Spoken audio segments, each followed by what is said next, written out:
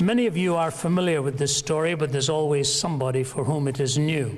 The old story of Holmes and Watson on a camping trip, you remember? And they were sound asleep, and after some excessive amount of liquid refreshment, woke up in the middle of the night, and Holmes looks at Watson, nudges him and says, "Watson, look up, what do you see?" And Watson says, "I see stars and stars and more stars." Holmes says, "What does that tell you, Watson?" He said, "Well, astronomically, it tells me that there are millions of galaxies and potentially billions of planets. Astrologically, it tells me that Saturn is in Leo. Orologically, it tells me that it's about 2:45 in the morning. Meteorologically, it tells me that tomorrow will probably be a beautiful day. Theologically, it tells me that this is a vast universe and we are just a tiny part of the great whole. Why, Holmes, what does it tell you?" He says, "Watson, you idiot, somebody has stolen our tent."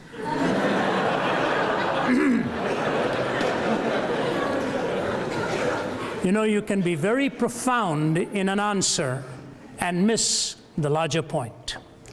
And I think what happens with this whole flirtation that I call messing so much with the ideas of atheism and not thinking of the ramifications, we really fail to understand where life ultimately goes if you choose to live it and define it without God. Years ago, somebody penned these words that I'd like to read for you. It goes like this: "First, dentistry was painless, then bicycles were chainless, and carriages were horseless, and many laws enforceless. Next, cookery was fireless, telegraphy was wireless, cigars were nicotineless, and coffee caffeineless.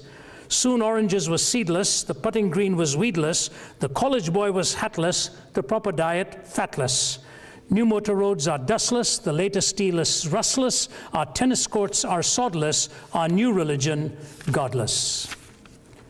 That struggle of trying to explain life having lost all points of reference is really the struggle one has to deal with if we choose to live our existence without any transcendent ontic point of reference. Either we go inwards or we go laterally. We find no point of testing what really defines the most critical questions of life. And to the credit of Friedrich Nietzsche, when he wrestled with the idea of the madman running into the marketplace and looking for God in his Thus Spake Zarathustra, one has to at least credit Nietzsche with the fact that he was dealing with the entailments of that kind of conclusion. His metaphors are poignant, and you'll begin to see what it is he's really asking once he himself philosophically is coming to that conclusion. Here's what he says about the madman. "Have you not heard of that madman who lit a lantern in the bright morning hours, ran to the marketplace and cried incessantly, 'I'm looking for God, I'm looking for God.' As many of those who did not believe in God were standing together there, he excited considerable laughter. 'Have you lost him then?' said one. 'Did he lose his way like a child?' said another. 'Or maybe he's hiding. Is he afraid of us? Has he gone on a voyage or emigrated?' So they shouted and shouted and laughed him to scorn. But the madman sprang into their midst and pierced them with his glances. 'Where is God?' he cried. 'I'll tell you. We have killed him. You and I, we're all his murderers. But how have we done this? How were we able to drink up the sea? Who gave us a sponge to wipe away the entire horizon? What did we do when we unchained this earth from its sun? Whither is it moving now? Whither are we moving now? Away from all suns? Are we not perpetually falling backwards, forwards, sidewards, in all directions? Is there any up or down left? Are we not straying through an infinite nothing? Do we not feel the breath of empty space? Has it not suddenly become colder? Is not more and more night coming on us all the time? Must not lanterns now have to be lit in the morning hours? Do we not hear anything yet of the noise of the grave diggers who are burying God? Do we not smell anything yet of God's decomposition? God is dead and he decomposes too, you know. God remains dead and we've killed him. how shall we, the murderer of all murderers, now compose ourselves? Because that which was holiest and mightiest of all that the world has ever possessed has bled to death under our knives. Who will wipe this blood from us? With what water can we purify ourselves? What festivals of atonement, what sacred games will we need to invent? Is not this the greatest of deeds, too great for us? Must we not ourselves now have to become God simply to seem worthy of what we have done? There's never been a greater deed, you know, and whoever shall be born after us for the sake of this deed shall be part of a higher history than all history hitherto. Here the madman fell silent and again regarded his listeners. They too were silent, and they stared at him in astonishment. At last he threw his lantern to the ground and broke and went out. I come too early, maybe. My time has not yet come. This tremendous event is still on its way, still traveling, and has not yet reached the ears of men. Lightning and thunder require time. The light of the stars requires time. Deeds require time, even after they are done, before they can be seen and heard. This deed is still more distant from them than the distant stars, and yet they have done it themselves. It has been related further that on the same day that the madman entered diverse churches, and there sang a requiem, Aeternam Deo. Let out and quieted, he is said to have retorted each time, what are these sepulchres now, if they are not the tombs and sepulchres of a dead God?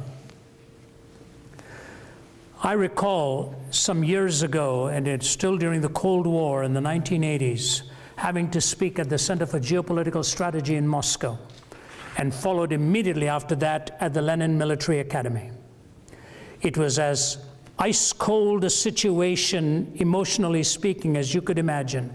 I was literally put at a table and in front of a table and a chair all by myself, and the entire faculty circled the room there in their uniforms, and were going to quiz me for about 3 hours on this whole issue of theism vis-a-vis atheism. It was a nerve-wracking situation to be in, with their ice-cold stares and their pointed questions coming obviously in a very hostile way, giving all kinds of illustrations from their history. And I remember making the defense of theism there.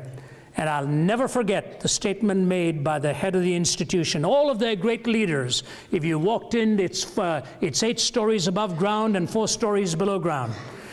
From Peter the Great all the way to Kutuzov the general and to their modern leaders, their pictures were on the wall. And my wife was with me and one of my colleagues. And as we were walking out, the head of the institution grabbed my hand and he looked at me, and I quote and tell you exactly what he said. He says, Mr. Zacharias, I'm afraid I think you are right, but it's very difficult to change after 70 years of believing a lie. I didn't put those words into his mouth, but he knew the ramifications of what happened when Stalin moved from a study in a seminary preparing for the ministry to an avowed disbelief in God, and after having eliminated 15 million of his own people, Svetlana testified, sustained by 2 or 3 historians since, and Svetlana before the BBC in an interview said this. Malcolm Muggeridge, the journalist who had interviewed her, personally told me this story while I was visiting him. He said, hunched over as an old man, he said, I'll never forget what Svetlana described in the death of her father. As she stood by his bedside, the last thing that Joseph Stalin did, the last physical act, was to clench his fist towards the heavens one more time, threw his head back on the pillow, and he was gone. He'd lived a life with the ramifications of having wiped away the horizon, needing a lantern to be lit in the morning hours, sacred games that he tried to invent. Who gave us such power to do this? Who will wipe the blood from the knives that we have used, philosophically speaking? Atheism is flirting with the same dangers. To his credit, and I quote David Berlinski, a skeptic himself, who quoted Richard Dawkins in an interview and gave him credit for an answer. When Dawkins was asked if he would really want to live with the metaphysical, moral ramifications of the Darwinian worldview. Dawkins was asked this question, and Berlinski quotes him. Dawkins says, no. And he was asked why. He said the end result could be fascism. This was Dawkins. Now, Dawkins doesn't necessarily, of course, believe that there's no point of reference for good and bad and whatever, but when pushed on the whole issue of a Darwinian metaphysic extrapolated into the value system, he said, no, the logical outworking could be fascism itself. But here's what I want to do. I want to start off by defining what atheism is, because sometimes there's a softer version that is treated as atheism, but which is really not. It is an agnosticism. Somebody saying, I don't know, I don't claim to know. If I have enough evidence, I would believe, but I'm not going to come hardline down and say in a categoric denial of the absolute, the existence of a personal moral first cause.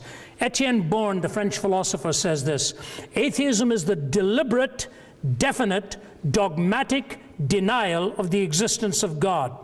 It is not satisfied with appropriate truth or relative truth, but claims to see the ins and outs of the game quite clearly, being the absolute denial of the absolute.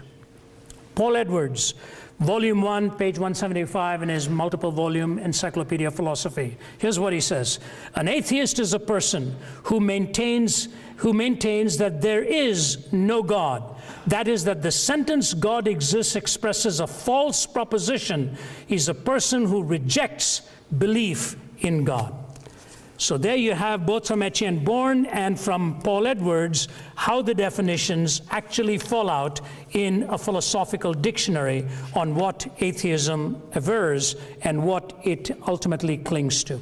Now, if I came, sometimes when I describe myself as having come from an atheistic background, it's probably a strong term. I was more non-theistic, never gave the idea of a personal God any credence in my life. Growing up in the city of, I was born in the south, in the city of Chennai, and raised in the north. My parents, one came from Kerala, one came from Chennai. My dad was from Kerala, mother was from Chennai. Kerala has produced some of the greatest Hindu philosophers in India, and some of the biggest names in Hindu philosophy come from Kerala. It's sort of the intellectual philosophical capital of the land of India itself. My dad descended directly from the Nambudris, which were the highest caste of the Hindu priesthood.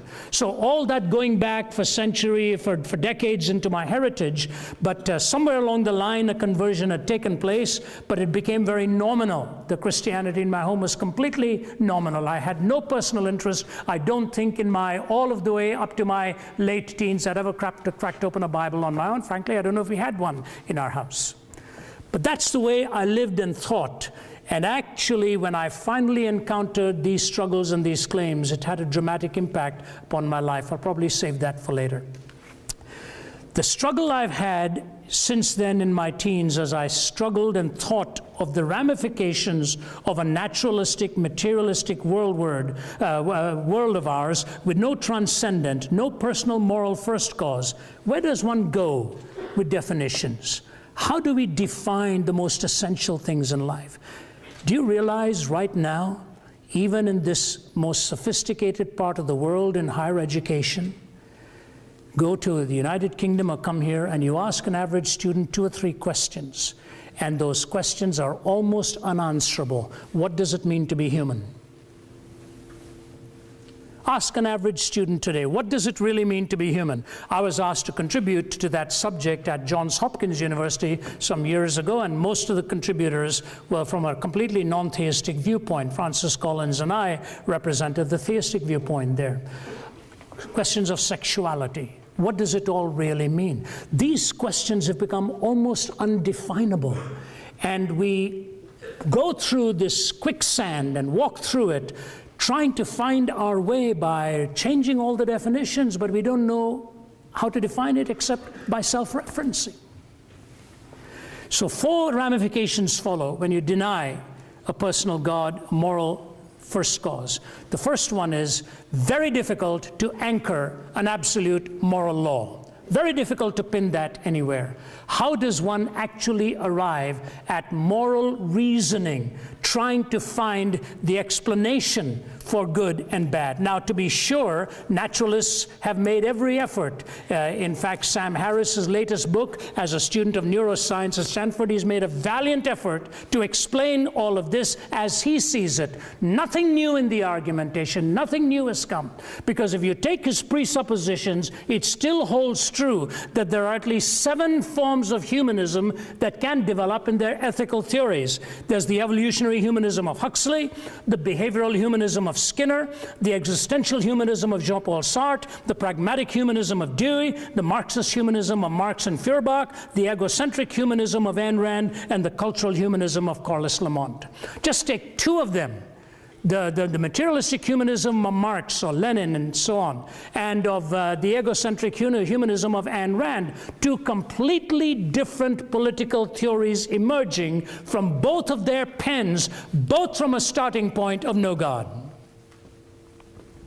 So it doesn't hold true when they tell you we can find a logical outworking to this, we can reasonably arrive at this.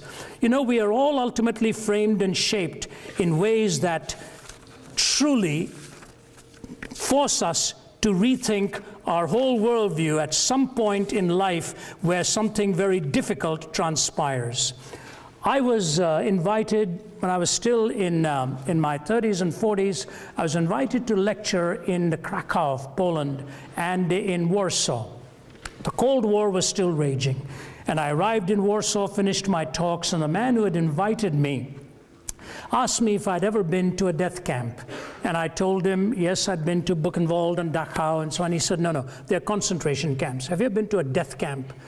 I said, not, I think, the way you're now pinpointing it. He said, tomorrow we got a free day, I'm going to drive you. I'm going to drive you to Auschwitz.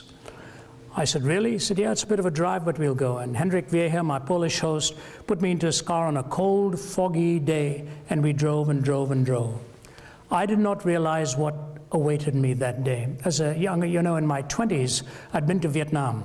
I was invited by the chaplains with the US military to come there and covered the length of the country from Vung Tau in the south all the way to Quang Tri. I'd seen warfare firsthand as a younger man, and it really rattled me to my boots a bit. But nothing like what I was going to see in Auschwitz. If you've never ever been there, you ought to make at some point a journey in your life to visit it and just sit there for an hour or so thinking about what it is you're witnessing. As we arrived there and walked from room to room, I saw some Polish teenagers, I assumed they were Polish, but at one point they had to flee from one of the rooms and burst out sobbing. When I left the building, I still saw them sitting on the front steps with their face in their hands, and in one room where they left, behind glass was 12,000 pounds of women's hair, as the women had been scalped before being put into the gas ovens, and that hair was then taken and woven and sold as sacks in the marketplace. Little boys experimented upon by Joseph Mengele, twins. The pictures of those little boys will be ingrained in your memory when you see it. Mengele only not too more recently passed away after never have been caught hiding somewhere in Argentina.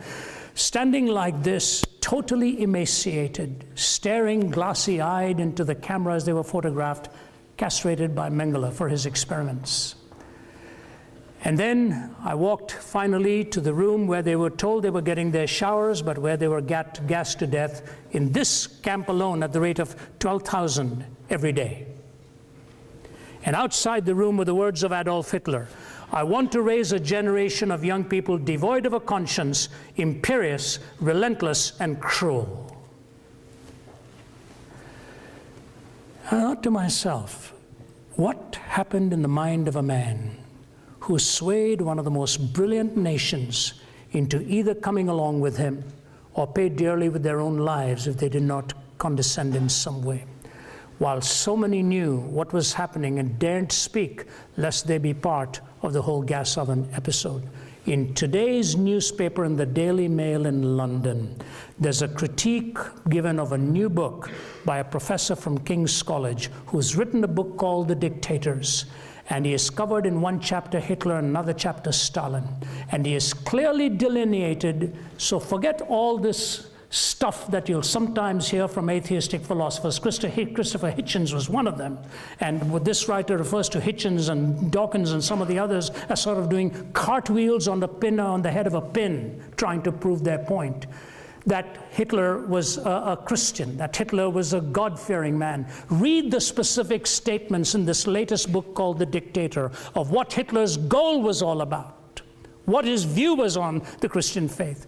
In fact, Hannah Arendt, who describes the last walk of Adolf Eichmann as he was going to his execution. Hannah Arendt, if I'm not mistaken, was I think wedded to, or certainly the mistress of Martin Heidegger, the German philosopher, who did not know how to exactly come down on the Holocaust himself. But here's Hannah Arendt writing in her book on Adolf Eichmann. Listen to this last paragraph.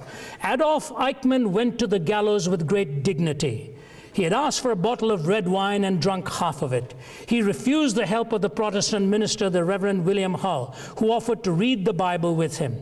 He had only 2 more hours to live and therefore, quote, "no time to waste for me," he said. He walked the 50 yards from his cell to the execution chamber, calm and erect, with his hands bound behind him. When the guards tied his ankles and knees, he asked them to loosen the bonds so that he could stand more straight. "I don't need that," he said. When the black hood was offered him, he was in complete command of himself. Nay, he was more. He was really completely himself. Nothing could have demonstrated this more convincingly than the grotesque silliness of his last words. He began emphatically by stating that he was no believer in God, to express the common phrase that he was no Christian and did not believe in life after death. But then he proceeded, "After a short while, gentlemen, we shall all meet again. Such is the fate of all men. Long live Germany, long live Argentina, long live Austria. I shall not forget them." In the face of death, he had found the cliche used in funeral oratory. Under the gallows, his memory played him the last trick. He was elated, and he forgot that really this was his own funeral. It was as though in those last minutes, he was summing up the lesson that this long course in human wickedness has taught us, the lesson of the fearsome, word and thought-defying banality of evil. The trivialization of evil. That's exactly what happens when you do away with a moral point of reference and a sacred definition of human essence. You desacralize life, and all of this becomes nothing more than political game playing. And that's why Richard Rorty, who had no critique to offer the Holocaust, except that I find it revolting, says this: if moral imperatives are not commanded by God's will, and if they are not in some sense absolute, then what ought to be is a matter simply of what any one of us decides should be. There is no other source of judgment. Kai Nielsen, the Canadian atheist. The thing that troubles me is this: we have not been able to show that reason, notice what he's saying, that reason requires the moral point of view. He's not talking about pragmatism. He's talking about rationality now. Requires the moral point of view. Or that really rational persons, unhoodwinked by myth or ideology, need not be individual egoists or classical amoralists. Reason really doesn't decide here. The picture I've painted for you is not a pleasant one. Reflection on this depresses me. Pure practical reason, even with a good knowledge of the facts, will not take you to morality. And then a footnote by Bertrand Russell. He says, you know, I cannot live as though ethical values are simply a matter of my personal taste, and therefore I have found my own views actually quite incredible. I don't know what the answer is. Pretty grim stuff. And so if you ask me, what happens when we abandon God and move away to self-referencing moral reasoning? I like reading the poets. I like listening to the lyrics of songwriters, because they are sometimes much more poignant in admitting reality than abstract philosophers might do. Here's one of the rock groups, King Crimson, years ago. Cat's Foot, Iron Claw, Neurosurgeons, Scream for More, From Paranoia's Poison Door, 21st Century Schizoid Man. Blood Rack, Barbed Wire, Politician's Funeral Pyre, Innocents Raped with Napalm Fire, 21st Century Schizoid Man. Death Seed, Blind Man's Greed, Poets Starving, Children Bleed, Nothing He's Got He Really Needs, 21st Century Schizoid Man. The walls on which the prophets wrote is cracking at the seams. Upon the instruments of death the sunlight brightly gleams. Will no one lay the laurel wreath as silence drowns the screams? Between the iron gates of fate the seeds of time are sown, and watered by the deeds of those who know and who are known. Knowledge is a deadly friend when no one sets the rules. The fate of all mankind, I see, is in the hands of fools. Confusion will be my epitaph as I crawl a cracked and broken path. If we make it, we can all sit back and laugh, but I'm afraid tomorrow I'll be crying. Songwriters, my study of the romantic poets, lyricists, poets, you saw what they were saying in reality because they connected this with this, the head with the heart, and the entailments that follow. Why am I not an atheist? I simply cannot find a rationally defensible way for moral reasoning. And the fact of the matter is, we are at our core moral beings. Those who deny God's existence, what do they invoke? Too much of evil and suffering. On what basis? How do they even arrive at that? Moral reasoning. Number two, the question of meaning. How do we arrive at the reality of meaning? What meaning do we really attribute to life? Are we entitled to our own definition of meaning? Or like the myth of Sisyphus, do we roll the stone up the hill and watch that row of stone rolling down again, monotony, and do this each day? You know, I live in a condominium in Atlanta, and just opposite our apartment there is a little playground for dogs, and every morning 6 or 6:30 they're all out with their dogs, and somebody comes, throws the ball, the dog runs, picks it up, brings it back. And one morning I was sitting there in a rather cynical state of mind, and I was thinking to myself, they bring the dogs out, throw the ball goes, the dog brings it back. About 20 times the dog's had his fill for the morning, they take it back and feed it. I said, in a little way, in a purely naturalistic sense, that's what we are too. We get into our car with the dog chasing the ball, go and do our thing from 9 to 5 and come back home. It's that repetitive monotony again and again and again. And we often assume that meaninglessness in our lives ultimately comes from becoming weary of pain, suffering, evil, struggle, angst, or what the Muslim might call the jihad, the struggle for existence and so on, that this is what we face. You know what the worst kind of meaninglessness is? Not the ones who have become weary of pain, but the ones who have become weary of pleasure. That is the ultimate kind of meaninglessness that is most painful. I did a series of books on imaginary conversations. The first one I did was The Lotus and the Cross, Jesus Talks to Buddha. The second one I did was Sense and Sensuality, Jesus Talks to Oscar Wilde, and did about half a dozen in that series. But I remember going to Paris, going to England to do some research on Oscar Wilde. Went and visiting the hotel where he ultimately passed away in his 40s. And Oscar Wilde, this father of dandyism, as it were, enjoying that unfettered life, I find fascinating two things that he really, actually with three when you think about it. When he wrote the picture of Dorian Gray, you almost wonder there was something autobiographical in the emptiness that he himself found towards the middle years of his life. But he is lying in bed in the hotel in Paris, and he asks an incredible question of his lover, Robbie Ross. He looks at Robbie Ross and he says to him, "Did you ever love any one of those young boys for their own sake?" How does a hedonist come out with a question like that on love being defined as of merit for its own sake? Robbie Ross looked at him and he said, "No, I never loved any one of them for their own sake. I loved them for my sake." He said, "Robbie, neither did I.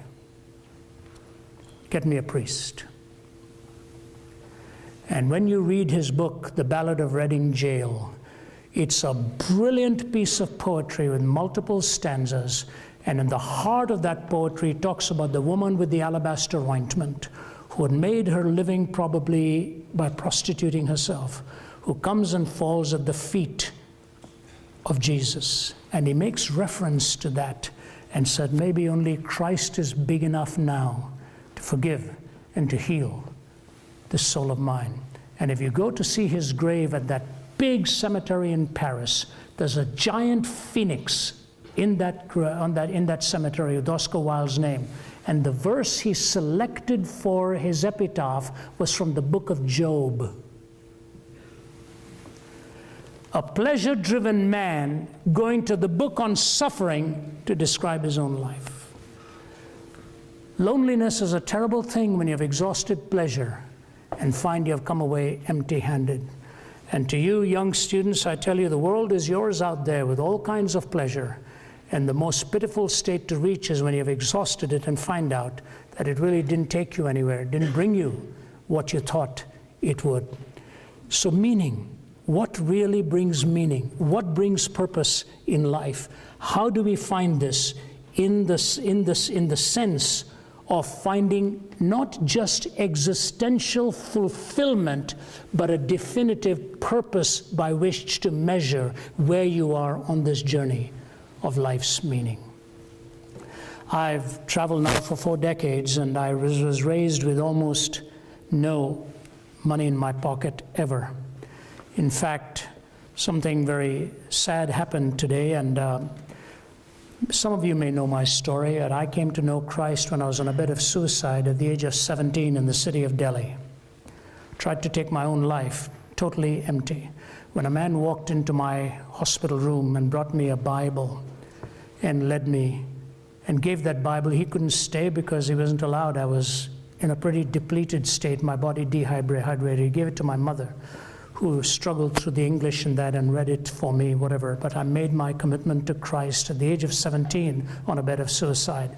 This morning I got the word that my friend who had come into that hospital room, he was in his late 70s, passed away last night.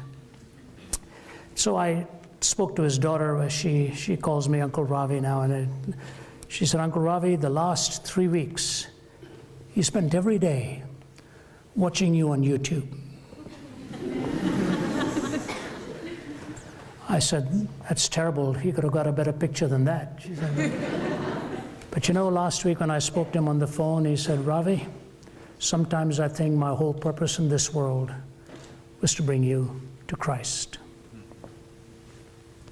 And he says, I draw such great joy from that. And the reason I mentioned that, I told Tammy, his daughter, I said, Tam, when I phoned your dad last week to find out how he was doing, he asked me how I was doing financially. He said, can I send you something? I said, no, Fred, I'm fine. I said, I'm calling to just chat, find out how you are. And I said, you know, Tammy, when I was a young teenager, he'd drive us to the place where we were doing our Bible study and he'd sit in the front of the car and toss his wallet back into my hand. He said, let's go and get some Cokes and samosas and have some fun this evening. And we'd go and get ourselves some Coke, 6 or 7 of us in the car. I said, and your dad hardly had any income at that stage. That was the generosity with which he lived. So I was raised with very little. Not making a sob story, I'm just telling you that. Now it's my privilege to see people with a lot. I had dinner one night with the 7th wealthiest man in the world.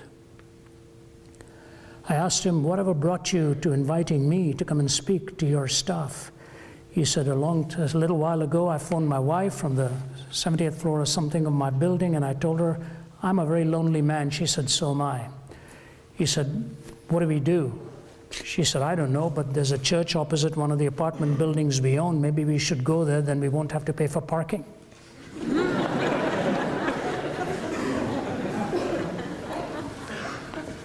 And you know what he told me?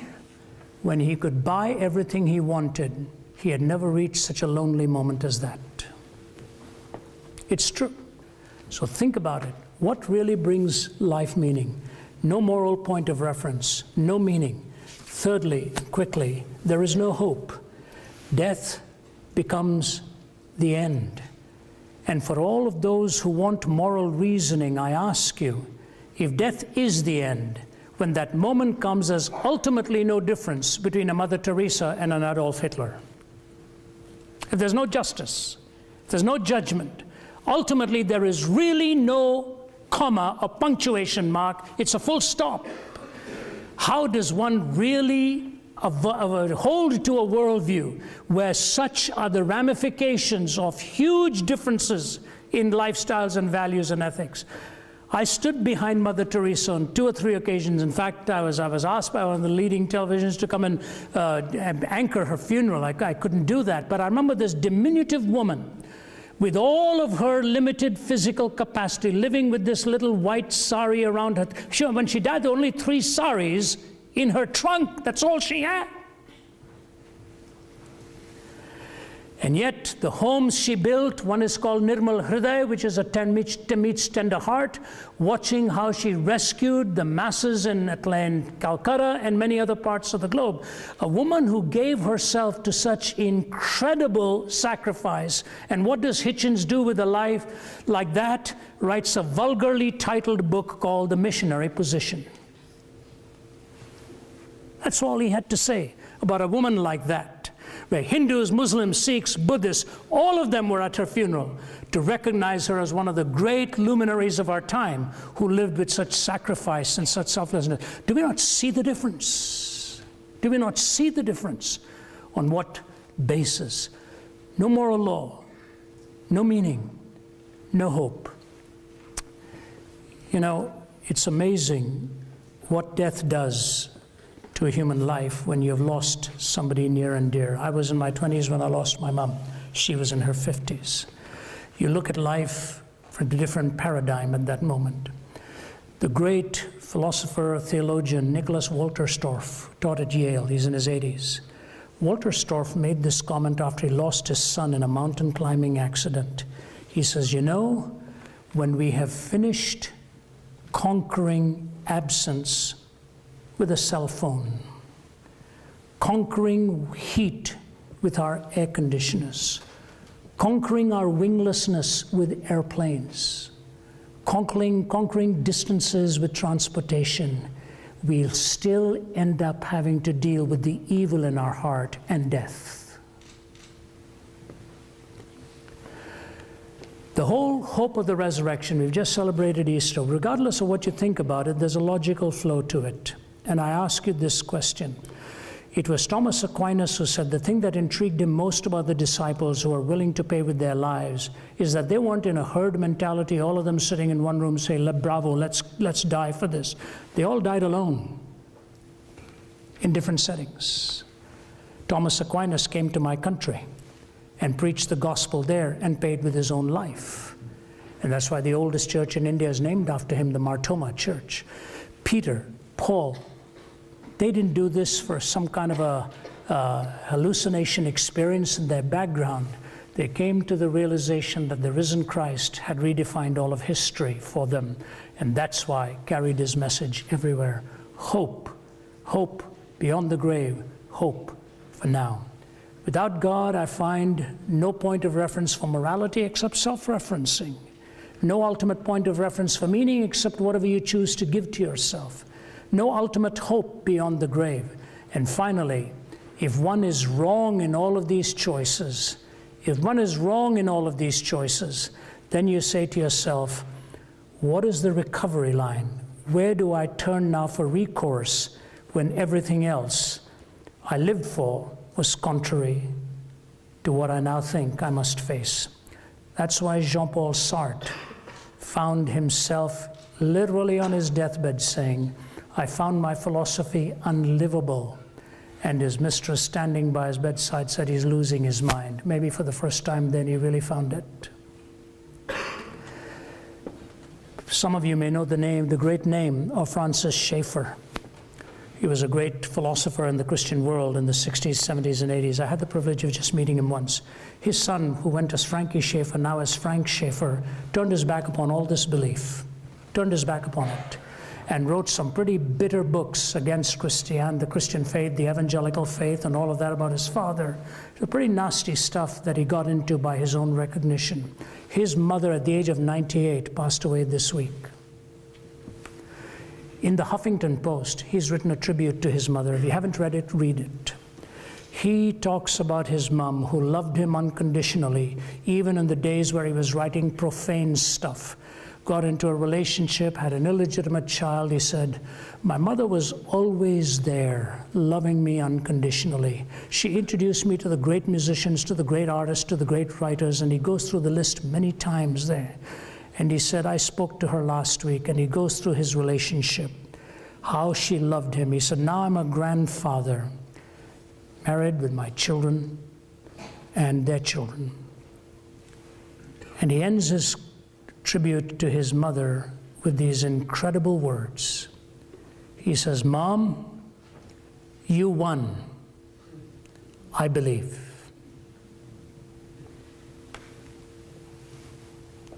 Mom, you won. I believe. There's just enough of a human in me to say, you know, Frankie, she would have loved it if you told her that minutes before she's gone. She would have just had a smile on her face.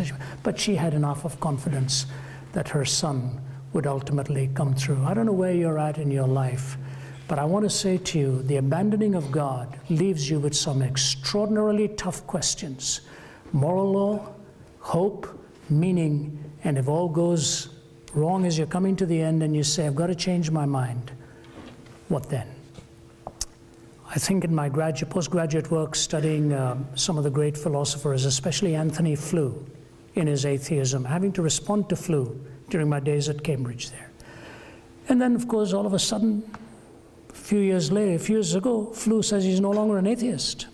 I thought I wasted all my time and all these years, and the boys, but he described himself as best a deist. But he did go on to say, if there is a truth, it'll have to be in the person of Jesus Christ. And so I say to you, when you're thinking of all that it costs, think of that's what Pascal meant existentially, not as a last-minute wager. He said, the existentialist challenges me and asks me, what if I'm wrong? He said, well, existentially, I'm fulfilled. I've nothing to lose. I'm a happy man. And at the end of my life, if it's wrong, then I've no way to regret what I found my happiness in. But how inestimable is the loss of one who rejects God and finds out he or she was wrong. That was what the Pascalian wager was all about. And so I leave you with the challenge to ask you to think about the truth of what I have just said to you. And I leave you with two quotes, and then I end. Viktor Frankl. Somebody was talking to me about Ernest Gordon, who was your chaplain some years ago. I remember reading his book. They're just a brilliant, brilliant writer. And Ernest Gordon, too, had been in concentration camp, as was Viktor Frankl. Frankl says this, if we present man with a concept of man, which is not true, we may well corrupt him. When we present him as an automaton of reflexes, as a mind machine, as a bundle of instincts, as a pawn of drives and reactions, as a mere product of instincts, heredity, and environment, we will then feed the nihilism to which modern man is in any case prone. I became acquainted with the last stage of corruption in my second concentration camp, Auschwitz. The gas chambers of Auschwitz were the ultimate consequence of the theory that man is nothing but the product of heredity and environment, or as the Nazis like to say, of blood and soil. I am absolutely convinced that the gas chambers of Auschwitz, Treblinka, and Majdanek were ultimately prepared not in some Ministry of Defense other in Berlin, but rather at the desks and in the lecture halls of nihilistic scientists and philosophers. So an academy like this has an immense responsibility on what it does behind its lecterns and its lecture halls and what it imparts to you. Matthew Paris is a prominent journalist in the United Kingdom, an atheist and with a lifestyle that would be very contrary to the theistic framework. He was raised in Malawi, and he went to Malawi 2 Christmases ago, and he came back and he wrote a stunning article in the Times. He said, I find myself shocked that I'm about to say what I'm going to say. He said, because it challenges every philosophical bone in my body. He said, as one who has lived disavowing God and as an atheist, I'm staggered by the fact of what I'm seeing and about to state in this article. He said, Africa is in serious trouble. And he goes on to describe all that is going on there. He says, and if something doesn't happen, it'll end up with the sinister mix of Nike and the machete at the same time. And he says, what I've concluded is this: Africa doesn't just need another ethical theory.